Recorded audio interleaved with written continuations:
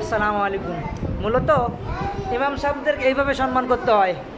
এই দেখেন, তরমুজ, বাঙ্গি, টমেটো, শসা, পেঁয়াজি, রোজ, বুন্দা, ছোলা, তারপর খিচুড়ি ইমাম সাহেবদের খাওয়াইতে হয়। দোয়া কি আর চাওয়া লাগে? দোয়া বেড়া ভাঙে ঘরে গিয়ে ঢুকে যায়, বুঝছেন নি? বিনি বাতাসে, এই কথা আছে না, বিনি বাতাসেও গাছের পাতা লড়ে না। তা দোয়াটা আসবে কিভাবে? দোয়াটা পাইতে হলে কিছু কাজ করতে হয়। প্রত্যেক এলাকার ইমাম সাহেবদেরকে এইভাবে খাওয়াবেন, তাদের মধ্যে খারাপ নজরে তাকাবেন না, তাদের কত সমালোচনা করবেন না।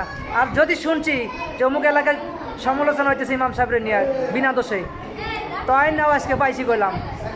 তুমি যা ভাবছো আমি করলাম তা না করলাম, যে নেই যাবো সে নেই পাবো করলাম। তুমি পানি তলে লুকালে সেই না কোনো খুঁজে বাই করবো। ইমাম সাহেবদের ভিতরে কখনো বদ নজর দেওয়া চলবে না, তাদের দিকে সবসময় নেক নজরে তাকাইতে হবে। আল্লাহ হাফেজ।